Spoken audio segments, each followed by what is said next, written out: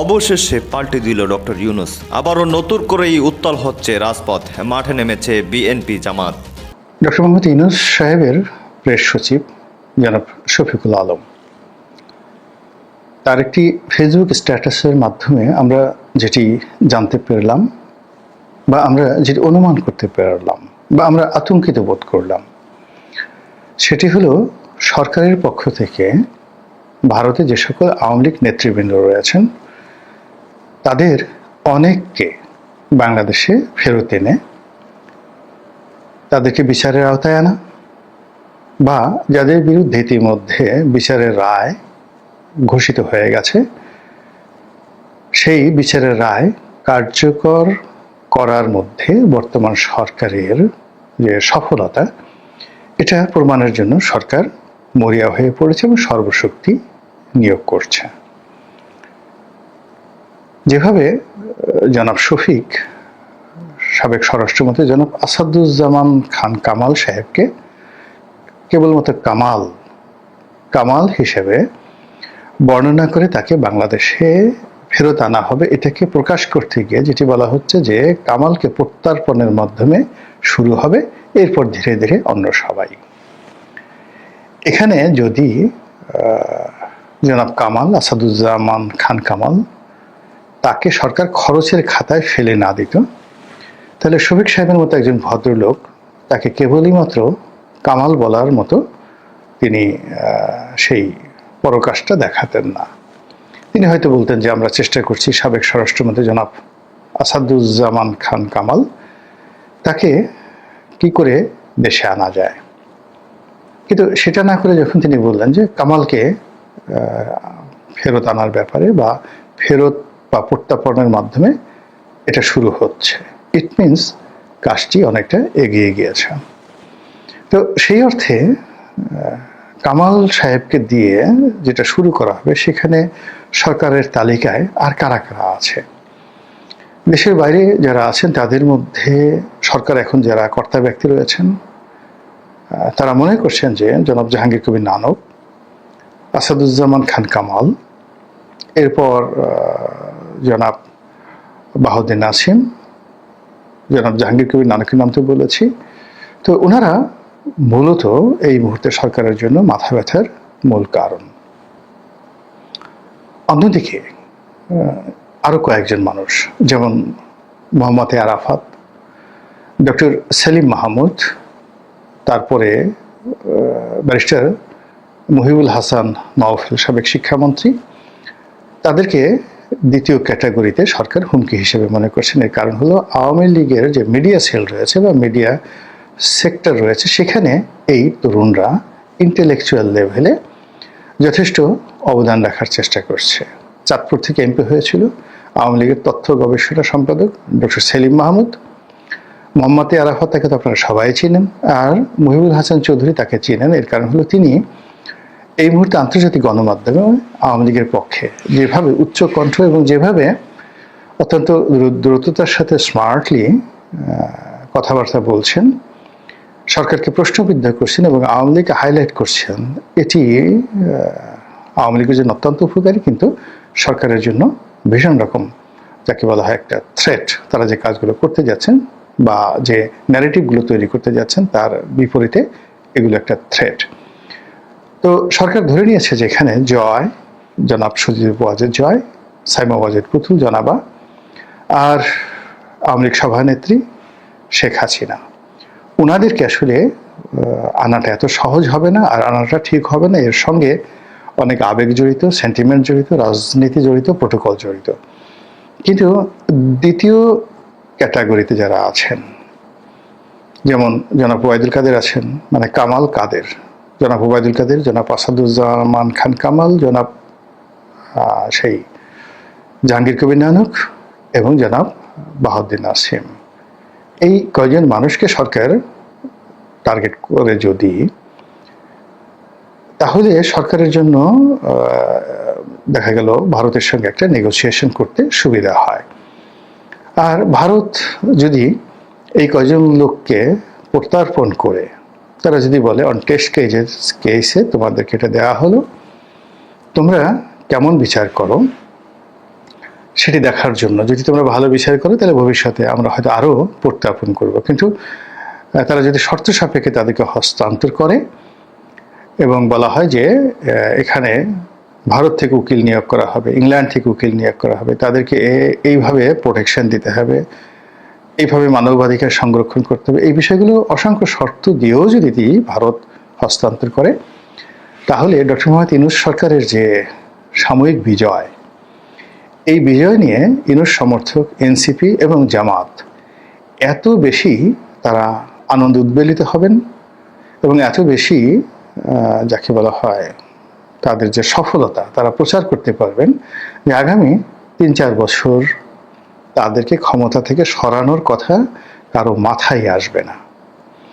এবং বিএনপি এখন এই মুহূর্তে যেভাবে ক্ষমতা আসার, নির্বাচন করার যে স্বপ্ন দেখছে, এই স্বপ্ন ৩-৪ বছর ৫ বছর পিছিয়ে যাবে, ১ মিনিটে পিছিয়ে যাবে যদি একজন সিঙ্গেল মানে একজন জনাব আসাদুজ্জামান খান কামাল অথবা যে কোনো আওয়ামী লীগের একজন নেতাকে ভারত থেকে যদি সরকার আনতে পারে এবং এর জন্য ডক্টর মোহাম্মদ ইউনূস যদি তার ইন্টারন্যাশনাল কানেকশন, তার ডিপ্লোম্যাটিক রিলেশন, তার সরকারের অন্য যে সকল মেশিনারিজ রয়েছে সেইগুলো সব ব্যবহার করে যদি এই কাজটি করতে পারেন, তাহলে তার ক্ষমতার যে প্রলম্বিতা বা ক্ষমতার যে দীর্ঘমেয়াদী পরিকল্পনা, এটা বাস্তবায়ন 99% সফল হয়ে যাবে, জামাতে খুশির বন্যা বয়ে যাবে।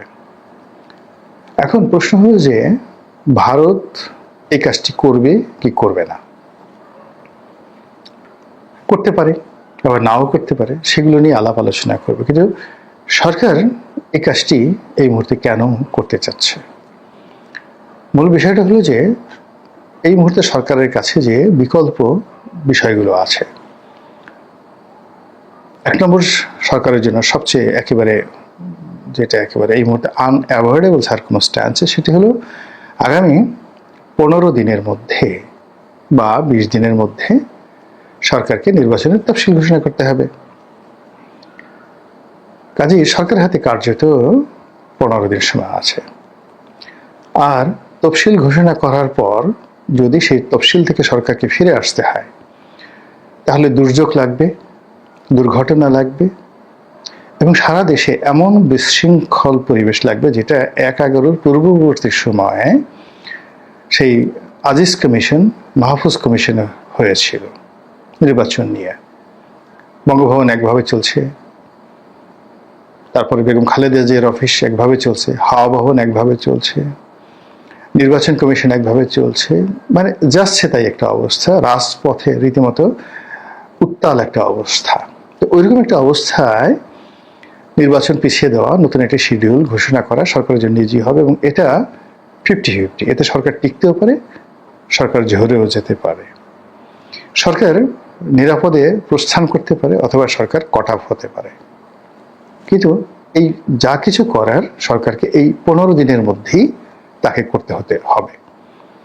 একটা গ্র্যান্ড ভিক্টরি দেখাবে এবং সেই গ্র্যান্ড ভিক্টরি দেখানোর জন্য সরকার যে কোনো বিষয়ে ছাড় দিতে প্রস্তুত এবং ছাড় দিতে পারবে এবং সরকারের হাতে সেই মেশিনারিজগুলো এই মুহূর্তে আছে বলেই আমি মনে করি। আর যদি সেটা না থাকতো তাহলে স্পেসিফিক একেবারে সুনির্দিষ্টভাবে জনাব আসাদুজ্জামান খান কামালের নাম উল্লেখ করে এভাবে জনাব শফিক বক্তব্য দিতেন না। এর কারণ হলো কামাল সাহেবের সঙ্গে তার ব্যক্তিগত কোনো শত্রুতা আগেও ছিল না, এখনো নেই, আর ভবিষ্যতে থাকবে না। দুজন দুই লাইনের মানুষ। আর জনাব কামাল, আসাদুজ্জামান খান কামাল ব্যক্তিগতভাবে বন্ধুবৎসল মানুষ। তিনি স্বরাষ্ট্রমন্ত্রী ছিলেন কিন্তু কারোর সঙ্গে খারাপ আচরণ করেছেন, ব্যক্তিগতভাবে কারো ক্ষতি করেছেন, এরকম একটা তার শত্রু যারা আছেন তারাও বলতে পারবেন না। তার অনেক দায় দায়িত্ব নিতে হচ্ছে, কিন্তু সেক্ষেত্রে জনাব শফিক সাহেবের সাথে কামাল সাহেবের কোনো সম্পর্ক খারাপ হওয়ার কোনো রিজন নাই। এবং সাম্প্রতিক সময়ে যে ভিডিওগুলো বা অডিও যে কলগুলো ফাঁস হয়েছে, সেখানে আইনমন্ত্রী আনিসুল হক এবং জনাব কামাল, তাদের দুজনের যে কথোপকথন ফাঁস হয়েছে, সেখানে কামাল সাহেবকে অনেকটা যাকে বলা হয় আন্দোলনকারীদের প্রতি লয়াল, শান্তিপ্রিয়, ধীর স্থির বলে মনে হয়েছে। তিনি খুব দ্রুত তাদেরকে ছেড়ে দিতে চাচ্ছিলেন, এরকম অশান্তি সৃষ্টি করতে চাচ্ছিলেন না। তো সেক্ষেত্রে সরকার বা এনসিপি বা আন্দোলনকারী যারা আছেন তারা এই যে ভিডিও বা অডিও ফুটেজ ফাঁস হওয়ার পর জনাব কামালের প্রতি সঙ্গতির কারণে একটু সফট হবেন। তো এই ঘটনা ঘটেছে গত এক সপ্তাহ ধরে, কিন্তু এই এক সপ্তাহ পরে হঠাৎ করে জনাব শফিকের মুখে যখন কামাল সাহেবের নাম এলো, তখন ধরে নিতে হবে যে ডালমেকুস কালা হায়। এখানে যেহেতু সাবেক প্রধানমন্ত্রী শেখ হাসিনা ওনার বিরুদ্ধে রায় ঘোষিত হয়েছে এবং তার সঙ্গে জনাব আসাদুজ্জামান খান কামাল তাকেও দায়ী করা হয়েছে। তো সেক্ষেত্রে দুধের স্বাদ ঘোলে মেটানো, অর্থাৎ শেখ হাসিনাকে সরকার কিছু করতে পারছেন না, কিন্তু সরকার যদি যে কোনোভাবে জনাব কামালকে আটকাতে পারেন, এমনকি বাংলাদেশে এনে তাকে আইনের মধ্যে রেখে অ্যাপিলের সুযোগ দিয়ে তাকে যদি রাজসাক্ষী বানানো হয়, অথবা তাকে যে কোনোভাবে যাবজ্জীবন কারাদণ্ডের পরিবর্তে মৃত্যুদণ্ডের পরিবর্তে 5 বছরের জায়গায় 10 বছর দেওয়া হয়, এমনকি কুল্লো খালাস করে দেওয়া হয়, যদি তাকে একেবারেও খালাস করে দেওয়া হয়, ওটা নিয়ে বাংলাদেশে কেউ প্রশ্ন করবে না। কিন্তু এই মুহূর্তে সারা বাংলাদেশ ডক্টর মোহাম্মদ ইউনূসকে মাথায় করে নাচবে, জনাব শফিক সাহেবকে মাথায় করে নাচবে যে তারা ভারতের মতো একটা শক্তিশালী রাষ্ট্রের সঙ্গে কূটনৈতিক দক্ষতা দেখিয়ে এইভাবে বন্দি বিনিময় চুক্তির অধীন জনাব আসাদুজ্জামান খান কামালকে ফেরত আনতে পেরেছেন। এটা গেল প্রথম। আর এর ধারাবাহিকতায় তারা ওই বাকি যাদেরকে চাচ্ছেন, জনাব ওবায়দুল কাদের, তারপরে শেষে জাহাঙ্গীর কবির নানক এবং বাহাউদ্দিন আসিম, এর কারণ হলো তারা আওয়ামী লীগকে সারা বাংলাদেশে সুসংগঠিত করার চেষ্টা করছেন, বক্তব্য দিচ্ছেন, এবং ধরে নেওয়া হয় তাদের সবারই ব্যক্তিগতভাবে অনেক নেতাকর্মী, যেটাকে ক্যাডার বলি আমরা, দেশের মধ্যে আছে, যা কিনা সরকারের জন্য এই মুহূর্তে বিরাট একটা হুমকি। তো কাজেই তাদেরকে যে কোনো মূল্যে বাংলাদেশের যদি আনা যায়, জেলখানায় রাখা যায়, কবজায় রাখা যায়, তাহলে সরকার যে পথ অতিক্রম করতে চাচ্ছে আগামী দিনে, সেই পথটি তাদের জন্য আরো মধুময় হয়ে উঠবে। তো ভারতের সাথে এই বিষয়গুলো নিয়ে তাদের আলোচনা যদি হয়, তাহলে সেক্ষেত্রে ভারত কেন এই কাজটি করবে, আর সরকার এই মুহূর্তে ভারতকে কিভাবে লোভাতুর করবে, বাধ্য করবে, সেই বিষয়গুলো নিয়ে সংক্ষেপে আলোচনা করে আজকে ভিডিওটি শেষ করব। আপনারা জানেন যে ডেনমার্কের একটি কোম্পানির সঙ্গে মানে চট্টগ্রাম একটি বন্দরের নতুন একটি বন্দর, একটি টার্মিনাল তৈরি হবে, সেই ব্যাপারে 30 বছর মেয়াদী একটা চুক্তি হয়েছে। এখন এই চুক্তিটি যদি উইথহেল্ড করে দেওয়া যায় কোর্টের মাধ্যমে, ইতিমধ্যে কোর্টে মামলা হয়েছে, এটি যদি বাস্তবায়নের পথে বাধা তৈরি করা হয় এবং এখানে এটা নিয়ে যদি ভারতের সাথে বার্গেনিং করা হয়, তাহলে সরকার এখানে সফল হবে। এর কারণ হলো যে এই বন্দরটি যদি ডেনমার্ক তৈরি করে, তাহলে এটা একটা কেপিআই জোন হয়ে উঠবে, অত্যন্ত গুরুত্বপূর্ণ একটি কেপিআই জোন হবে। ডেনমার্ক ন্যাটোর সদস্য, আর সেই বন্দর রক্ষা, মেনটেন থেকে শুরু করে সব কিছু করার জন্য সেই বন্দরে ন্যাটোর শূন্য, আমেরিকার শূন্য যে কোনো সময় উইদাউট এনি নোটিশ আসতে পারে, এবং এখানে আমেরিকান শূন্য, ন্যাটোর শূন্য আসা মানেই ভারতের 12টা বেজে যাওয়া। ভারত কখনো এই জিনিসটা চাইবে না মিলিটারি পয়েন্ট অফ ভিউ থেকে। 2 নম্বর হলো যে আপনারা জানেন যে ভারতের আদানি গ্রুপ নরেন্দ্র মোদী সাহেবের একেবারে ঘনিষ্ঠ, তারা পৃথিবীতে বন্দর নির্মাণ করার ক্ষেত্রে one of the leading company. AP Moller group যেভাবে বিখ্যাত একটি কোম্পানি টার্মিনাল নিয়োগ করার মানে নির্মাণ করার ক্ষেত্রে, পরিচালনা করার ক্ষেত্রে, তদ্রূপ আদানি গ্রুপও কিন্তু সারা দুনিয়াতে অনেক বড় বড় বন্দর চালাচ্ছে। তারা ইসরায়েলে হাইফা বন্দর তৈরি করেছে এবং সেটা পরিচালনা করছে। পারস্যে, ইরানে তাদের বিরাট বিশাল ইনভেস্টমেন্ট রয়েছে সেখানে একটি বন্দর পরিচালনা করার ব্যাপারে। এছাড়া ভারতে তাদের অনেকগুলো বন্দর রয়েছে এবং আরো অনেক, আমি যেটা জানি না এই মুহূর্তে, হয়তো আরো অনেক আদানি গ্রুপের এই বন্দর পরিচালনা করা, টার্মিনাল নির্মাণ করা, এখানে তাদের বিনিয়োগ রয়েছে। তো সেক্ষেত্রে আদানি বাংলাদেশে যে ইতিমধ্যে বিনিয়োগ করেছে পাওয়ার সেক্টরে, সেক্ষেত্রে এই যে $900 মিলিয়ন, তো তো $900 মিলিয়ন মানে $1 বিলিয়ন চেয়ে কিছু কম, 9,000 বা 10,000 কোটি টাকার মতো। এটা আদানির জন্য জাস্ট আদাও না, পেঁয়াজও না। আদানি চাইলে এখানে আসলে $9 বিলিয়ন তারা ইনভেস্টমেন্ট করতে পারে। এবং এই যে যে এলাকাটিতে বন্দরটা নির্মাণ করা হচ্ছে, এই বন্দরটি এখানে মূলত জাপানি বিনিয়োগ মোটামুটি নিশ্চিত ছিল। আর এটি ডিপ সি পোর্ট হবে, গভীর সমুদ্র বন্দর হবে। ফলে এখন যে নর্মাল যে জাহাজগুলো আসছে আমাদের এই পতেঙ্গা হয়ে কর্ণফুলী ট্যানেল দিয়ে চট্টগ্রাম বন্দরে, এর চাইতে কয়েক গুণ বড় বড় ড্রাফট, যেটা মাদার ভেসেল বলা হয়, যেগুলো সিঙ্গাপুরে নোঙ্গর করতে পারে, কলম্বোতে নোঙ্গর করতে পারে, করাচিতে করতে পারে, ঠিক সেই মানের জাহাজ যদি সেই গভীর সমুদ্র বন্দরে নির্মিত হয় এবং সেখানে যদি নোঙ্গর করতে পারে, তাহলে বাংলাদেশের ব্যবসার চাইতেও আপনি জানেন যে কয়েক হাজার গুণ বেশি ব্যবসায়িক সুযোগ সুবিধা রয়েছে ভারতের। তো ভারত সেই পোর্টটি আন্তর্জাতিকভাবে ব্যবহার করতে পারবে better than AP Moller group. AP Moller group হয়তো দেখা গেল যে কেবল তাদের যে ব্যবসাগুলো রয়েছে, তাদের কন্টেনারগুলো, মার্কলাইনের যে কন্টেনারগুলো রয়েছে সেগুলো করতে পারে, আর বাকি জায়গাগুলোতে তার স্পেস তারা ভাড়া দিবে বা বন্দর হ্যান্ডেলিং করার ক্ষেত্রে তারা সুযোগ সুবিধা দেবে। কিন্তু আদানি যদি এই কাজগুলো করে, তাহলে পুরো ভারতীয় রাষ্ট্রশক্তিকে তারা এখানে ব্যবহার করতে পারে। ভারতের মিলিটারি, তারপরে ভারতের নেভি, ভারতের এয়ারফোর্স থেকে শুরু করে ভারতের ব্যবসা বাণিজ্য, ট্রেড অ্যান্ড কমার্স, এই সব কিছু একটা কেন্দ্র হিসেবে চট্টগ্রামের যে এলাকাটিকে এখন ডেনমার্কের কাছে সেই লিজ দেওয়া হচ্ছে বা তাদেরকে বন্দর নির্মাণ বা অপারেট করার যে সুযোগ দেওয়া হচ্ছে, সেটা যদি আদানিকে দেওয়া হয়, ভারত সেই আমি যে কজন লোকের নাম বললাম তাদের তো দূরের কথা, আরও 10-12 জনকেও যদি ধরতে বলা হয়, ভারত সেখানে সেই কাজ করবে। অর্থ এমন একটা বিষয়, তারা আপনি চিন্তা করুন যে কেবলমাত্র সস্তায় তেল কেনার জন্য তারা নিজেদেরকে যুদ্ধের ঝুঁকির মধ্যে ফেলে দিয়েছে। এবং আমেরিকা ভারতের প্রতি এতটাই বিরক্ত যে এর আগে যে কয়বার পাকিস্তানের সাথে ভারতের উত্তেজনা হলো এবং সর্বশেষ যে যুদ্ধটা হলো, সেই যুদ্ধে পাকিস্তান মনে করছে তারা বিজয়ী হয়েছে। এবং ওই যুদ্ধের ফলে জনাব আসিফ মনির তিনি নিজেকে ফিল্ড মার্শাল ঘোষণা করেছেন, আর সেই ফিল্ড মার্শালের সঙ্গে একসাথে ছবি তুলেছেন এখন জনাব ডোনাল্ড ট্রাম্প। এটা কিন্তু হয়েছে ব্যবসায়িক স্বার্থ নিয়ে, অর্থাৎ কম মূল্যে ইউক্রেনের যুদ্ধ বাঁধিয়ে রেখে রাশিয়া থেকে কম মূল্যে তেল কিনতে ভারত এই ঝুঁকি নিয়েছে, একটা যুদ্ধের ঝুঁকি নিয়েছে। তো সেক্ষেত্রে বাংলাদেশের সঙ্গে এখন তার যে ব্যবসা বাণিজ্য রয়েছে,